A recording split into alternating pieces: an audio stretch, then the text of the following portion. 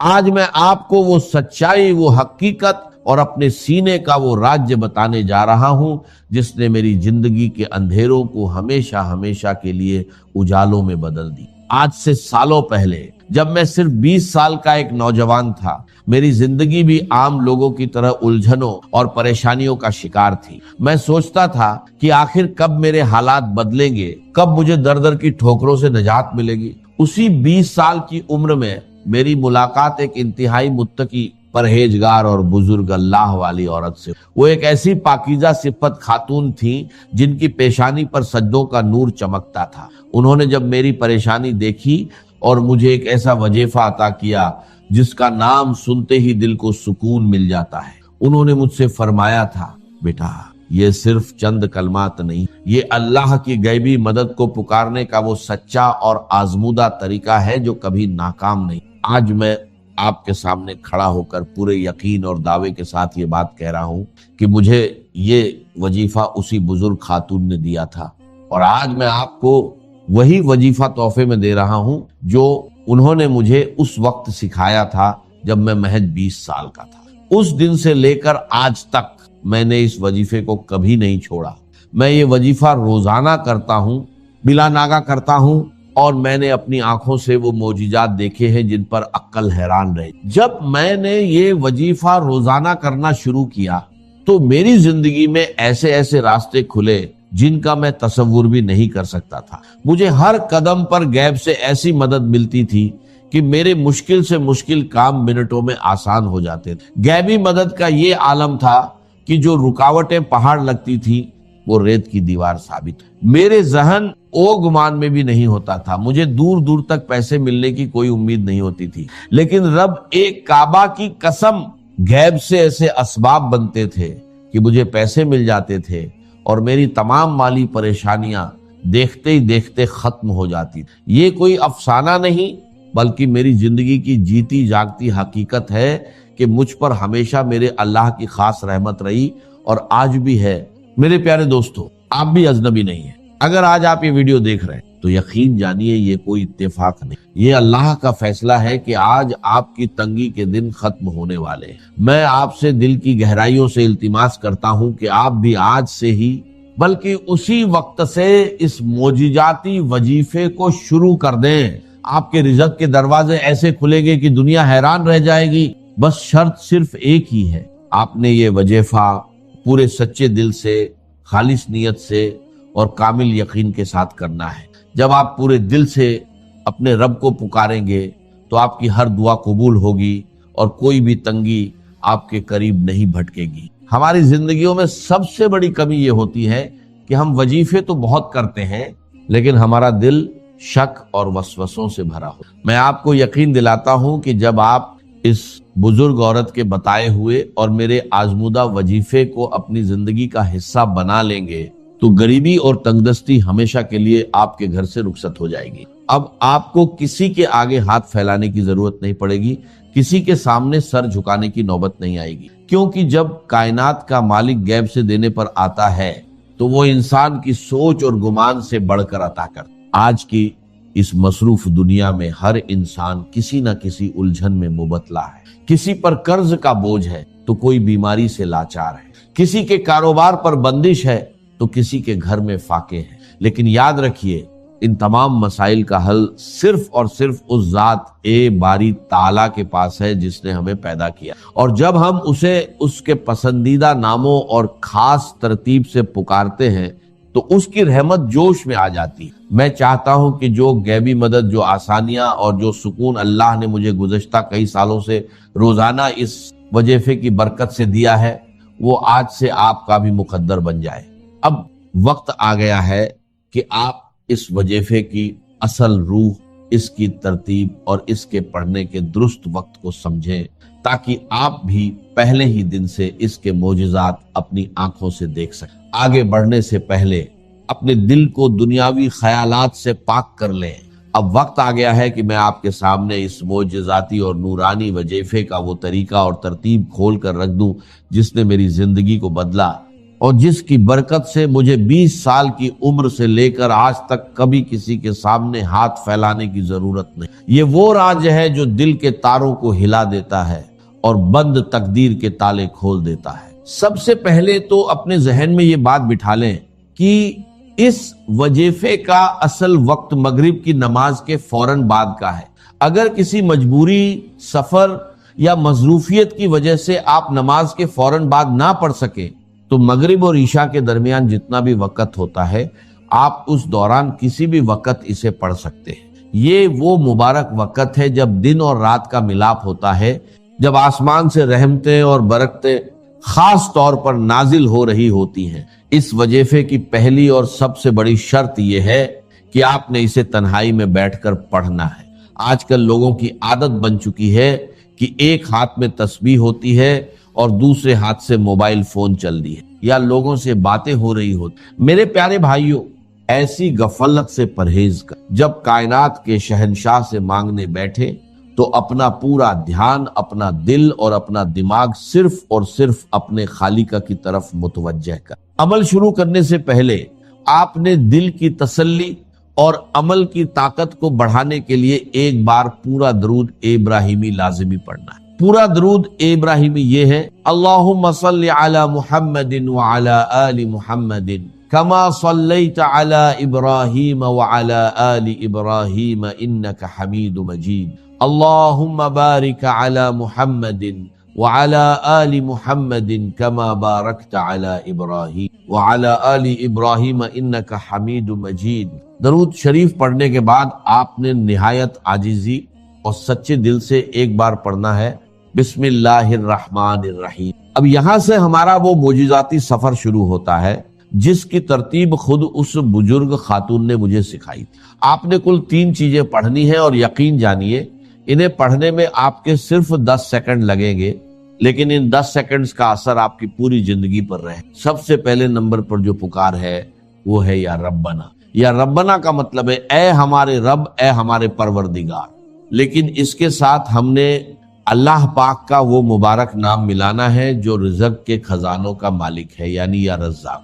جب آپ ان دونوں ناموں کو ملا کر پڑھتے ہیں تو گویا آپ کائنات کے سب سے بڑے سکھی کے دروازے پہ دستک دے رہے ہوتے ہیں۔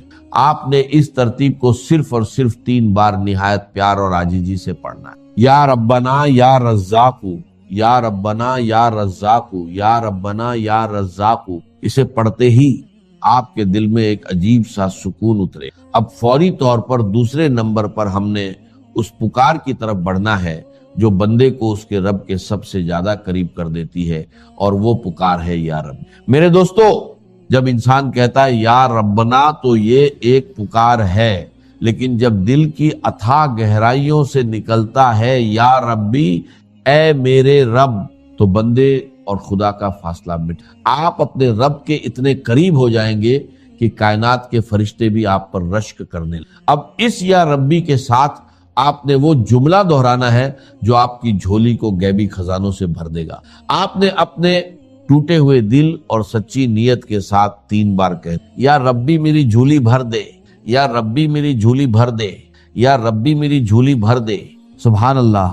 جب کوئی عاجز بندہ مغرب کے اس مبارک وقت میں تنہائی میں بیٹھ کر اپنے خالق کو پکارتا ہے کہ اے میرے رب میری خالی جھولی کو بھر دے، تو اس غفور او رحیم ذات کو اپنے بندے کی لاچاری پر رحم آ جاتا۔ وہ ذات کبھی اپنے بندے کو خالی ہاتھ واپس نہیں لوٹاتی۔ میں نے اپنی زندگی کے ہر کٹھن موڑ پر جب بھی یہ پکار لگائی، مجھے غیب سے وہ کچھ ملا جس کا میرے وہم او گمان میں بھی نام او نشان نہیں تھا۔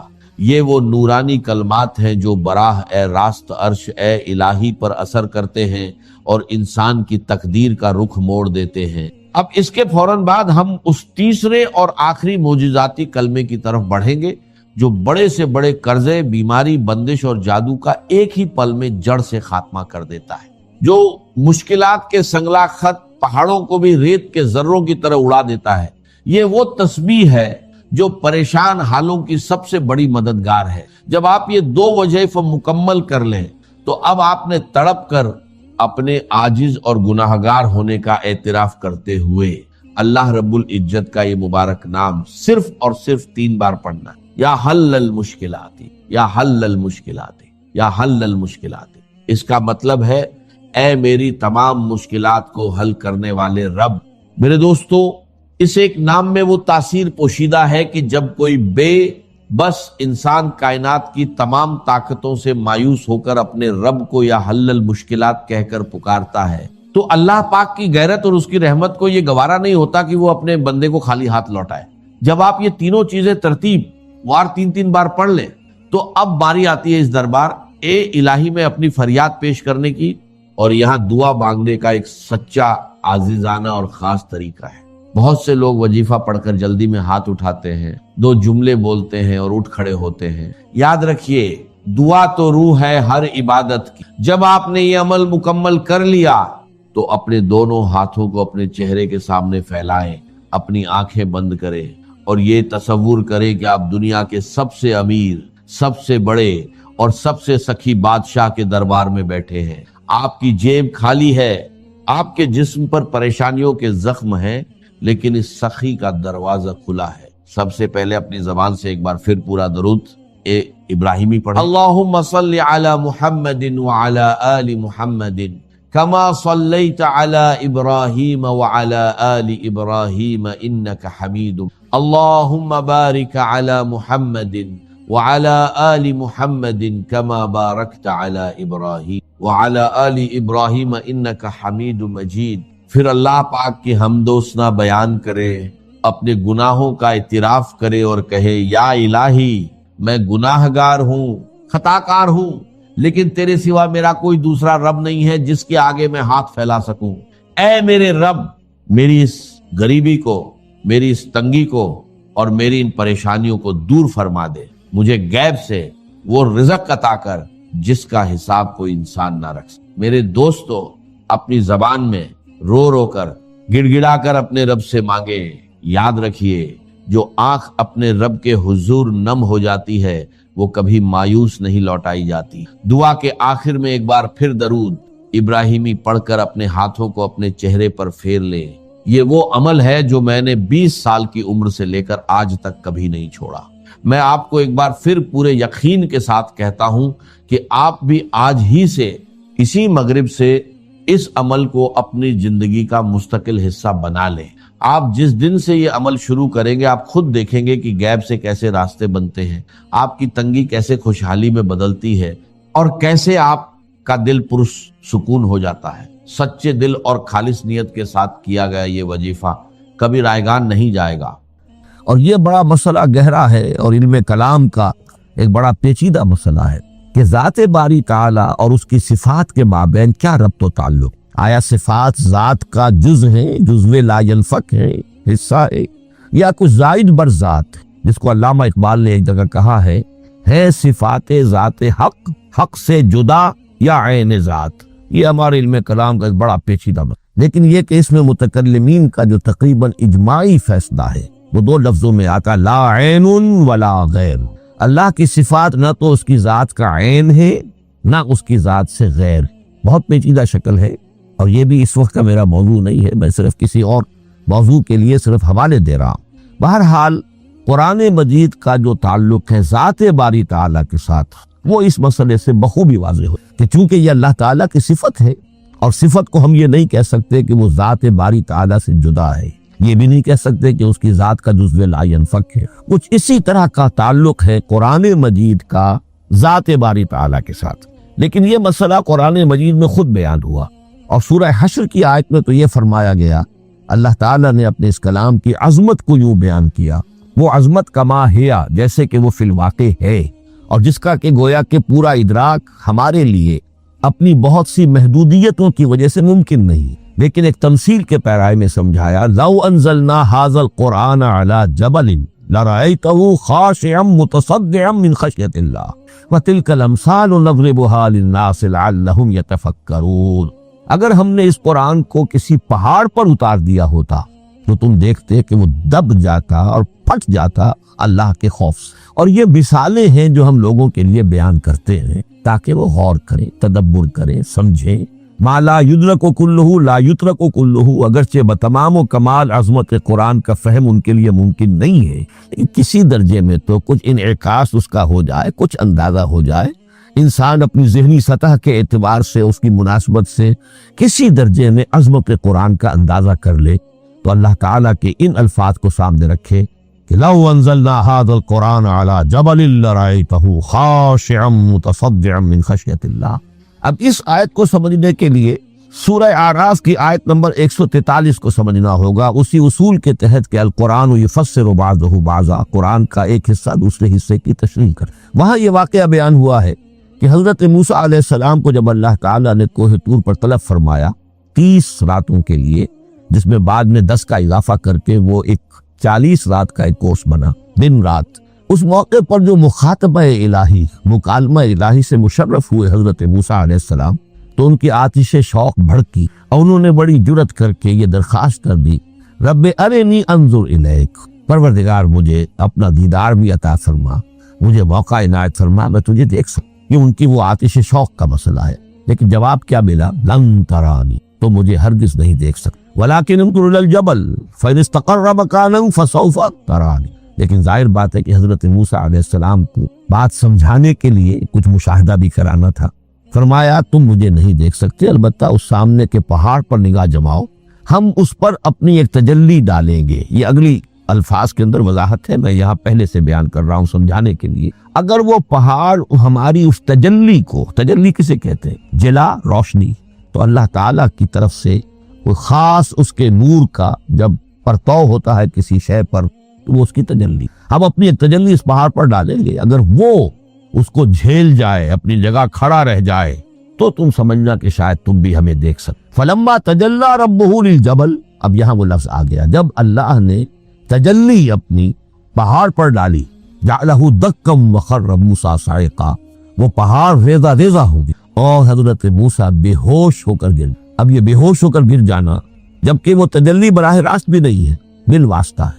مشاہدہ جو کر رہے حضرت موسیٰ وہ بالواسطہ، تجلی پہاڑ پر ہے، لیکن یہ کہ اس کا بھی بالواسطہ اس کا جو ہوا ہے، اس کی جو تاثیر ہوئی حضرت موسیٰ علیہ السلام پر کہ وہ اس کی تاب نہ لا سکے اور بے ہوش ہو کر، یہاں سے یہ بات سمجھ میں آتی ہے کہ یہ تجلی یہ ذات باری تعالیٰ تھی جس نے کوہ طور کو جلا کر بھسم کر دیا یا ٹکڑے ٹکڑے کر دیا، ریزہ ریزہ کر دیا۔ اب ذات الہی کے ساتھ جو تعلق ہے کلام الہی کا، اور یہ صفت جو لا عین ولا غیر کے درجے میں ہے ذات کے ساتھ، تو وہی تاثیر اس کلام الہی کی۔ لو انزلنا هذا القرآن على جبل لرأيته خاشعا متصدعا من خشیۃ اللہ وتلك الامثال نضربها للناس لعلهم يتفکرون۔ اس حقیقت کو اس دور میں اپنے مطالعے کی محدودیت کا اعتراف کرتے ہوئے عرض کر رہا ہوں کہ میرے نزدیک جس قدر پرشکوہ انداز میں علامہ اقبال نے بیان کیا ہے اسی کیفیت کو، وہ شاید اس کی کوئی مثال نہ ملے۔ فاش گویم آنچ در دل مضمرست، یہ کتابیں نیست چیزیں دیگرست، میں صاف ہی کہہ دیتا ہوں جو میرے دل میں چھپ۔ فاش گویم آنچ در دل، یہ کتابیں نیست، اس قرآن کو کتاب نہ سمجھنا، یہ کچھ اور شے ہیں، چیزیں دیگرست۔ اب وہ چیزیں دیگر کیا ہے؟ وہی جو میں نے عرض کیا، ذات باری تعالیٰ اور کلام کا صفت باری تعالیٰ ہونا، اس کے بنا پر جو مناسبت ہے، جو قرب ہے، جو مشابہت ہے، مثل حق پنہاؤ ہم پیداستو زندہ پائندہ گویاس، اس کلام میں اللہ تعالیٰ کی ساری صفات کا انعکاس موجود۔ یہ بات ویسے بھی سمجھ میں آتی ہے، کوئی شخص ذرا گفتگو کرے، چند جملے جب وہ ادا کرے گا اپنی زبان سے، تو معلوم ہو جائے گا کہ اس کے فہم کا، اس کی دانش کا، اس کے مطالعے کا حدود اربع کیا ہے اور اس کے ذہن کی سطح کیا سمجھ میں آ جائے گی۔ اس لیے کہ کلام جو ہے وہ متکلم کی پوری شخصیت کی عکاسی کا، تانت بازی راگ پایا، چند جملے کسی نے کہا پتہ چل گیا کہ یہ کس سطح کے آدمی ہے، علمی اعتبار سے، معلوماتی اعتبار سے، تہذیبی اعتبار سے، کلچرڈ ہے یا نہیں ہے، یہ ساری باتیں چند جملوں میں بات۔ تو اللہ تعالیٰ کی بھی جملہ صفات کا عکس اس قرآن میں موجود، ان میں سے جن چند چیزوں کا ذکر علامہ نے شعر میں کیا، وہ جو سورہ حدید کی آیت ہے، هو الاول والآخر والظاہر والباطن، اللہ الظاہر بھی ہے الباطن بھی، اتنا ظاہر کہ اس سے زیادہ ظاہر کوئی شے نہیں اور اتنا باطن کہ اس سے زیادہ چھپی ہوئی کوئی شے۔ اسی لیے حضور سے جو منقول ہے الفاظ کہ پروردگار انت الظاہر فلیس فوقک شیء وانت الباطن فلیس دونک شیء. یہی کیفیت قرآن کی ہے. مثل حق پنہا و ہم پیداست، پنہا بھی ہے ظاہر بھی، جیسے ذات باری تعالی اور جیسے اللہ تعالیٰ کی شان ہے جو آیت الکرسی کے شروع میں آئی الحی القیوم. مثل حق پنہا و ہم پیداست، زندہ و پائندہ و گویاست. یہ قرآن جو ہے اللہ تعالیٰ کی صفات کا ایک عکس اپنے. اس سے ذرا آگے چلیے کلام کے بارے میں. اب کلام الہی ظاہر بات ہے کہ صفت ہے اور صفت قدیم ہے. اللہ کی صفات حادث نہیں ہے. اللہ کی ذات بھی قدیم ہمیشہ سے اور اس کی صفات بھی قدیم ہمیشہ سے. اور یہ جو کلام الہی ہے ظاہر بات ہے کہ یہ جو ہماری زبان کے حروف و اصوات ہیں، کلام الہی تو ان سے منزہ ہے، مبرہ ہے، ماورا ہے، اعلیٰ ہے، عرفہ ہے. ہماری زبانوں کے حروف و اصوات الفابیٹس جگہ جگہ تبدیل ہو جائیں گے. انگریزی کے کچھ اور ہیں، اردو کے کچھ اور ہیں، عربی کے کچھ اور ہیں. کلام الہی ان تمام سے آگاہ، عرفہ، منزہ اور مبرہ ہے. یہ کلام الہی جب بھی نازل ہوا ہے، ظاہر بات ہے حضرت موسیٰ پر اگر کتاب اتاری گئی وہ بھی علم الہی سے آئی لیکن وہ عبرانی زبان میں آئی. حضرت عیسیٰ علیہ السلام پر انجیل اتاری گئی، ہم یقین سے نہیں کہہ سکتے، دو میں سے کسی ایک زبان میں اتاری گئی ہوگی، یا عبرانی ہوگی، اس لیے کہ شام کے جس علاقے میں، فلسطین کے جس علاقے میں ان کی پیدائش ہوئی اور جہاں وہ دعوت و تبلیغ کے لیے گھومتے رہے، اس کے عوام کی زبان تھی آرامی اور خواص کی زبان تھی عبرانی، ہیبریو. تو یا تو وہ بھی تورات کی طرح عبرانی ہی میں نازل ہوئی تھی یا آرامی میں ہوگی. لیکن اب کوئی نسخہ نہ ہیبریو کا، کوئی قدیم نسخہ دنیا میں موجود ہے، نہ آرامی کا. جو سب سے پرانا نسخہ ملتا ہے انجیل کا وہ اس کا ترجمہ ہے، لیٹن زبان کا ترجمہ ہے یا گریک ترجمہ ہے، اصل کوئی نہیں ہے. بہرحال جب وہ کلام الہی محمد الرسول اللہ پر نازل ہوا، اب اس میں حروف و اصوات کا وہ جامہ پہنا کہ جو عربی زبان کے ہیں. یہی وجہ دیکھیے میں نے جو آیت سورہ حامیم، یہ جو سلسلہ سور ہے اس میں سے سورہ زخرف کی آیت جو میں نے آپ کو سنائی، حامیم والکتاب المبین انا جعلناہ قرآنا عربیا لعلکم تعقلون. ہم نے بنا دیا ہے اپنے اس کلام کو قرآن عربی، اس کو عربی حروف و اصوات کا جامہ ہم نے پہنا دیا ہے. انا جعلناہ قرآنا عربیا لعلکم تعقلون، کہ چونکہ مخاطب اول جو قوم تھی امیین، ان کی زبان عربی تھی، لعلکم تعقلون، تاکہ تم اس کو سمجھ سکو. اب اس سے آگے چلیے. اصل قرآن مجید کے 3 مقامات سے معلوم ہوتا ہے اصل قرآن اللہ کے پاس ہے. یہ قرآن جو ہمارے پاس ہے مصحف عثمان رضی اللہ تعالی عنہ، یہ اس قرآن کی مصدقہ نقل ہے. اصل قرآن کہاں ہے؟ ایک جگہ فرمایا بل ہوا قرآن مجید فی لوح محفوظ، لوح محفوظ میں اصل قرآن وہاں. اسی طریقے سے اسی سورہ زخرف کی اگلی آیت کیا ہے؟ ہم نے اسے عربی قرآن بنا کر اتارا، لیکن اصل قرآن کیا ہے؟ وَإِنَّهُ فِي أُمِّ الْكِتَابِ لَدَيْنَا لَعَلِيٌّ حَكِيمٌ. حقیقت میں تو یہ ام الکتاب میں ہے جو ہمارے پاس ہے، اور علی ہے بہت بلند، حکیم بڑی حکمت والا، یا محکم مضبوط. حکیم کے دونوں معنی. استحکام بھی اسی ہے، کاف اور میم کے مادے سے بنا، کسی شے کا پختہ ہو جانا، مضبوط ہو جانا. اور عقل کی پختگی وہ حکمت ہے، وہ دانائی. اس اعتبار سے نوٹ کیجئے اصل قرآن کہاں ہے؟ لوح محفوظ میں. اصل قرآن کہاں ہے؟ ام الکتاب میں. اسی کو کہا گیا ہے ایک اور مقام پر فی صحف مکرمۃ مرفوعۃ مطہرۃ بأیدی سفرۃ کرام بررہ. یہ قرآن، اصل قرآن تو بڑے صحیفوں میں، ان صحیفوں میں ہے، ان صفحات میں ہے، ان اوراق میں ہے جس کی شان کیا ہے؟ مکرمۃ، ان کی انتہائی تعظیم کی جاتی. مطہرۃ، نہایت پاک صحیفے. فی صحف مکرمۃ مرفوعۃ، بلند و بالا، مطہرۃ بأیدی سفرۃ کرام بررہ، ان فرشتوں کے ہاتھ میں جو بہت باعزت، بہت اونچے درجے کے، ان کے ہاتھوں میں ہے. وہ لوگ ہیں کہ جو اس کی تحویل میں ہے یہ کلام پاک. فی صحف مکرمۃ مرفوعۃ مطہرۃ بأیدی سفرۃ کرام بررہ. اب اسی کو بیان کیا ہے سورہ واقعہ میں.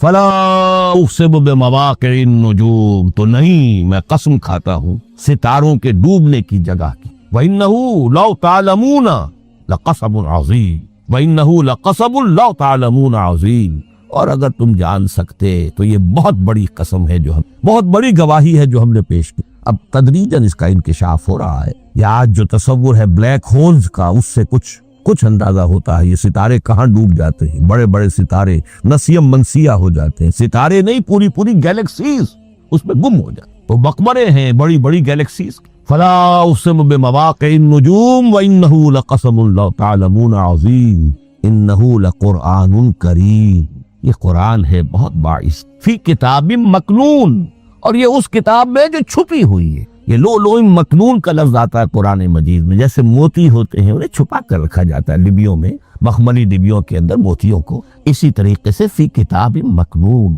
لا یمسہ الا المطہرون، وہ صحیفے بھی بہت مطہرہ تھے اور ان کو چھو نہیں سکتے مگر وہی جو انتہائی پاک ہیں، ملائکہ مقربین، جن کے قریب سے بھی ہو کر معصیت یا گناہ کا کوئی تصور تک نہیں گزر سکتا، وہ ہیں جو اس کو چھوتے ہیں، ان کے ہاتھوں میں ہے، ان کی تحویل میں۔ یہ ہے وہ چیزیں کہ جس سے اندازہ ہوا کہ اصل قرآن کہاں ہے۔ یہ جو ہمارے پاس ہے در حقیقت یہ نقل مطابق اصل ہے، مصدقہ نقل ہے۔ اب اس میں آپ سے عرض کر دوں کہ ایک بہت خوبصورت بات ہمیں جو ملتی ہے، تورات میں جو استثناء، جو صفر استثناء ہے، ڈیوٹرانومی، اس کے 18ویں باب میں 18ویں اور 19ویں آیات جو ہیں اس میں ذکر موجود، میں ان کے لیے انہی کے بھائیوں میں سے تیری مانند ایک نبی برپا کروں گا۔ اللہ تعالیٰ کلام فرما رہے ہیں یہاں حضرت موسیٰ علیہ السلام، آج بھی موجود ہے اولڈ ٹیسٹمنٹ ڈیوٹرانومی یا کتاب استثناء، صفر استثناء، اس کا 18واں باب، اس کی 18ویں اور 19ویں آیات جب چاہیں جا کر دیں۔ میں ان کے لیے ان کے بھائیوں ہی میں سے تیری مانند ایک رسول اٹھاؤں گا، میں ان کے لیے انہی کے بھائیوں میں سے تیری مانند ایک نبی برپا کروں گا اور اپنا کلام اس کے منہ میں ڈالوں گا، اور جو کچھ میں اس سے کہوں گا وہی وہ ان سے کہے گا۔ یہ ہے جو پیشین گوئی ہے محمد رسول اللہ صلی اللہ علیہ وسلم۔ اور یہاں وہ فرق واضح کر دیا گیا، اے موسیٰ تم سے تو یا تو ہم نے کلام کیا ہے یا تمہیں جو کتاب دی ہے وہ لکھی ہوئی دی ہے، لیکن جو نبی تیری ہی مانند میں برپا کروں گا۔ اب اس میں بھی نوٹ کرنے کی بات ہے کہ حضرت موسیٰ کے مشابہ نبی اکرم صلی اللہ علیہ وسلم کے سوا کوئی نبی نہیں۔ صاحب کتاب وہ بھی تھے، صاحب کتاب محمد بھی، صاحب امت وہ بھی تھے اور صاحب امت محمد رسول، تیری مانند صاحب شریعت۔ حضرت عیسیٰ صاحب شریعت نہیں تھے، شریعت موسوی ہی کو نافذ کرنے کے لیے ان کی حیثیت دین موسوی کے مجدد کی تھی۔ ویسے نبی تھے، اللہ کے فضل و کرم سے نبی تھے، اس میں کوئی شک نہیں، رسول تھے، لیکن یہ کہ ان کے کام کی نوعیت کیا تھی، اس لیے کہ کوئی نئی شریعت لے کر نہیں آئے۔ اب بھی انجیل میں الفاظ موجود ہیں، don't think I have come to destroy law, جو موزائک لا جسے یہ کہتے ہیں، شریعت موسوی، وہ تم پر نافذ رہے گی، تم اس کی پابندی کرو، کیونکہ صاحب شریعت رسول یا موسیٰ یا محمد صلی اللہ علیہ وسلم علیہ الصلوۃ والسلام۔ تو میں ان کے بھائیوں میں سے، اب بھائی کون ہوں گے؟ ظاہر بات ہے بنی اسرائیل، ان کے کزنز کون ہیں؟ بنی اسماعیل، بنی اسرائیلی تو جو بھی نبی ہے وہ انہی میں سے ہے، ان کے بھائیوں میں سے، تو بھائی تو ہوگا، ان کا کزن ہوگا، اب وہ کون ہے؟ بنی اسماعیل۔ تو ان کے بھائیوں میں سے گویا کہ غیر اسرائیلی جو ان کے قریب ترین قرابت دار ہوں گے وہ بنو اسماعیل، تیرے مانند صاحب شریعت نبی میں برپا کروں گا، لیکن اس پر جو میرا کلام اترے گا وہ کس شکل میں اترے گا؟ میں اپنا کلام اس کے منہ میں ڈالوں گا اور پھر وہ جو کچھ کہے گا وہ وہی کہے گا جو میں نے کہا ہے۔ اب اس کے حوالے سے ایک بہت اہم بات سمجھ لیجئے، قرآن مجید کے دو اہم مقامات کی وضاحت اس سے ہو جائے گی۔ یہ کلام اللہ، قرآن مجید میں اس کو قول جبرائیل بھی کہا گیا ہے۔ کلام اللہ حضرت جبرائیل کے ذریعے سے جب ادا ہوا ہے تو قول جبرائیل ہے، اور پھر جب وہ محمد الرسول اللہ کی زبانی ادا ہوا تو قول رسول ہے، قول محمد ہے صلی اللہ علیہ وسلم۔ یہ قول اللہ بھی ہے، قول جبرائیل بھی ہے اور قول محمد بھی ہے بیک وقت۔ یہ بات دیکھیے سورۃ تکویر، اذا الشمس كورت، انه لقول رسول کریم ذی قوت عند ذی العرش مکین مطاع ثم امین وما صاحبکم بمجنون۔ یہ یہاں پر حضرت جبرائیل کا ذکر ہو رہا، وما ہوا بقول شیطان الرجیم۔ محمد تک اس قرآن کو لانے والا تو وہ بلند پائے کا فرشتہ ہے، یہ کوئی شیطان رجیم نہیں ہے، اس لیے کہ مکے والوں نے کہہ دیا تھا ہو سکتا ہے کوئی بدروح آئی ہو محمد پر اور اس بدروح نے کوئی الٹی سیدھی بات سکھا دی ہو، نہیں۔ انہ لقول رسول کریم، یہاں رسول کریم کون ہے؟ حضرت جبرائیل۔ इन्नहु लक़ौलु रसूलिन करीम ज़ी क़ुव्वतिन इंद ज़िल अर्श मकीन, बड़ी कुव्वत वाला और जिसका बड़ा ऊंचा मकाम और मर्तबा है अर्श वाले के करीब। ज़ी क़ुव्वतिन इंद ज़िल अर्श मकीन मुताइन सम्मा अमीन, वो फरिश्तों के मुता है, फरिश्ते उनकी इताअत करते हैं, फरिश्ते उन फरिश्तों के सरदार हैं, और फिर साथ ही पूरे अमीन है, जिब्रील अमीन, ये हम लफ्ज़ इस्तेमाल करते हैं। और उसके बाद आगे जाके फरमाया वमा हुआ बिक़ौल शैतानिर रजीम, ये किसी शैतान एक रजीम का कौल नहीं। अब यहाँ इस सूरह तकवीर में कुरान को कौले जिब्राइल का, लेकिन सूरतुल हाक़्क़ा में चलिए उसके आखिर में आता है इन्नहु लक़ौलु रसूलिन करीम वमा हुआ बिक़ौल शाइर क़लीलन मा तुमिनून वला बिक़ौल काहिन क़लीलन मा तज़क्करून तंज़ीलुम मिन रब्बिल आलमीन। यहाँ अब रसूल करीम से मुराद मोहम्मदुर रसूलुल्लाह सल्लल्लाहु अलैहि वसल्लम, ये किसी शायर का कौल नहीं, किसी काहिन का कौल नहीं, यानी जिसके ज़बानी ये कुरान लोगों के सामने आ रहा है। जिब्राइल का कौल होकर तो मोहम्मद पर नाजिल हुआ सल्लल्लाहु अलैहि वसल्लम, लेकिन अब लोगों के सामने वो कौल मोहम्मद बनकर आ रहा है। इन्नहु लक़ौलु रसूलिन करीम वमा हुआ बिक़ौल शाइर क़लीलन मा तुमिनून वला बिक़ौल काहिन क़लीलन मा तज़क्करून तंज़ीलुम मिन रब्बिल आलमीन। तो कुरान मजीद कलामुल्लाह है, फिर वो कौले जिब्राइल बना जब जिब्राइल ने आकर मोहम्मद को सुना, और फिर वो कौले मोहम्मद बना जब मोहम्मद की ज़बान मुबारक से लोगों ने उसे सुना, अहले अरब ने सुना, और फिर वो बात फैलती। अब आखिरी बहस इस मौजू पर जो है वो ये है, कलाम इलाही की 3 सूरतें हैं जो कुरान मजीद में सूरह शूरा की आयत नंबर 51 में बयान हुई। वमा काना लिबशरिन अन युकल्लिमहुल्लाह, किसी बशर किसी इंसान की हैसियत नहीं है, मकाम नहीं है कि अल्लाह उससे कलाम करे। ये नहीं कहा कि अल्लाह के लिए मुमकिन नहीं है, नहीं, अल्लाह के लिए तो हर शय मुमकिन, लेकिन किसी बशर का ये मकाम नहीं है कि अल्लाह उससे कलाम, मखलूक है, बशर है। मा काना लिबशरिन अन युकल्लिमहुल्लाह इल्ला, अब 3 शक्लें, इल्ला वहयन औ मिन वराए हिजाबिन औ युरसिला रसूलन फयूहिया बिइज़्निही मा यशा इन्नहु अलियुन हकीम। 3 सूरतें हैं कलाम इलाही, या तो बराह रास्त अल्लाह वही करता है बगैर किसी फरिश्ते की दरमियान में जरिया बनाए हो, इसी का नाम इल्हाम है, इसी का नाम तहदीस है। ये गैर नबी के साथ भी होता है। हुजूर ने फरमाया हर नबी की उम्मत में मुहद्दस होते जिनसे अल्लाह कलाम करता था, और मेरी उम्मत का मुहद्दस उमर है रज़ी अल्लाह तआला। मुहद्दस, मुहद्दिस नहीं, मुहद्दिस के मानी है इल्म हदीस का माहिर। इमाम बुखारी मुहद्दिस है, इमाम मुस्लिम मुहद्दिस है। मुहद्दस तहदीस से मफूल बना जिससे बात की जाती है। मुहद्दस, अल्लाह बात करता है, अल्लाह दिल में डाल देता है, इल्का हो जाता है, इल्हाम हो जाता है, कोई फरिश्ता दरमियान में नहीं, बराह रास्त। दूसरी शक्ल कलाम की क्या है? औ मिन वराए हिजाब, ये हमारे इल्म की हद तक सिर्फ हजरत मूसा अलैहिस्सलाम की शान है, इस्तिस्नाई शान। व कल्लमल्लाहु मूसा तकलीमा, और मूसा के साथ तो अल्लाह ने कलाम फरमाया जैसे कि कलाम किया जाता है। फर्क क्या था? मिन वराए हिजाब, पर्दा था, देख नहीं सकते, तभी तो उनकी वो आतिशी शौक भड़की थी। क्या क़यामत है कि चिलमन से लगे बैठे हैं, साफ छुपते भी नहीं, सामने आते भी नहीं, कलाम भी फरमा रहे हैं, लेकिन ये कि बात मुझे दीदार अता करने के लिए तैयार नहीं, रब्बी अरिनी अंजुर इलैक। लेकिन ये जो कलाम है हमारे इल्म की हद तक बराह रास्त इस दुनिया में हुजूर से हुआ है मेराज की शब, लेकिन वो 7वें आसमान पर। इस दुनिया में हमारे इल्म की हद तक ये कलाम बराह रास्त मिन वराए हिजाब सिर्फ हजरत मूसा अलैहिस्सलाम की इस्तिस्नाई शब। और तीसरा है औ युरसिला रसूलन फयूहिया बिइज़्निही मा यशा, या तीसरी सूरत ये कि अल्लाह किसी पैगाम्बर को भेजता है जो वही करता है जो अल्लाह चाहे। ये तीसरी शक्ल है वही की। कुरान मजीद इस तीसरी शक्ल में नाजिल हुआ है मोहम्मदुर रसूलुल्लाह सल्लल्लाहु अलैहि वसल्लम। हुजूर को जो इल्हाम हो जाते थे, जो हुजूर को इल्का हो जाता था, जो आपके दिल में बराह रास्त अल्लाह की तरफ से वही आती थी, वो कुरान में शामिल नहीं है।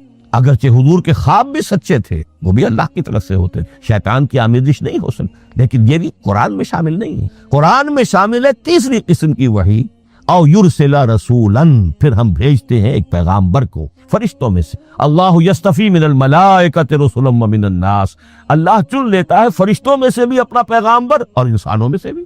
तो फरिश्ते के जरिए से एक फरिश्ता जो अल्लाह से लेता है और इंसान रसूल इंसान तक पहुंचा देता। अब वो रसूल इंसान, रसूल बशर जो है वो अपने हम नौ हम जिन्स लोगों को تو اللہ یستفی من الملائکۃ رسلا ومن الناس، یہاں وہی بات فرمائی، او یرسل رسولا فیوحی باذنہ ما یشاء، پھر وہ وحی کرتا ہے اللہ کے حکم سے جو اللہ۔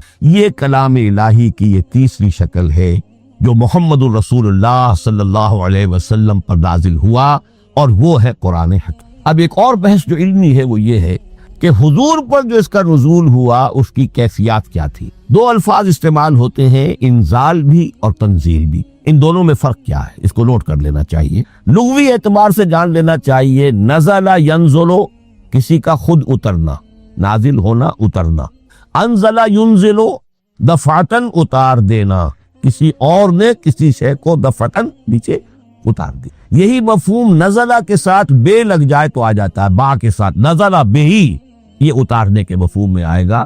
لفظی ترجمہ یہ بھی کر سکتے وہ اترا اس شے کے ساتھ، نزل بہ الروح الامین، اس کو لے کر نازل ہوا خود روح الامین فرشتہ علی قلب کا، اے محمد صلی اللہ علیہ وسلم آپ کے قلب مبارک۔ تو نزلہ بے اور انزال اس کے معنی ایک ہی ہے، لیکن اگلا لفظ ہے تنزیل، نزل ینزل تنزیلا، اس کے معنی رفتہ رفتہ، تدریجاً، نجمن نجمن، تھوڑا تھوڑا کر کے، وقفے وقفے سے اتارنا۔ جیسے عربی میں اعلام کہیں گے، کسی کو کچھ بتا دینا، باخبر کر دینا، مطلع کر دینا، بھائی مطلع کر دیا میں نے، اب تم جانو تمہارا کام، یہ اعلام کہلائے گا۔ تعلیم کسے کہتے ہیں؟ سکھانا، درجہ بدرجہ، دیکھنا اس کی استعداد کیا ہے، آج یہ کیا بات سمجھ سکتا ہے، میں اتنے ہی درجے تک سمجھاؤں، اب کل میں اسے مزید سمجھاؤں گا، پرسوں مزید سمجھاؤں گا، یہ درجہ بدرجہ کسی شے کو سمجھانا، یہ تعلیم۔ تو انزل ینزل انزالا، یہ ہے اتار دینا دفعتاً، اور نزل ینزل تنزیلا، یہ ہے تدریجاً اتارنا۔ اب قرآن مجید کے لیے یہ دونوں الفاظ مستعمل ہیں، لیلۃ القدر اور لیلۃ المبارکہ۔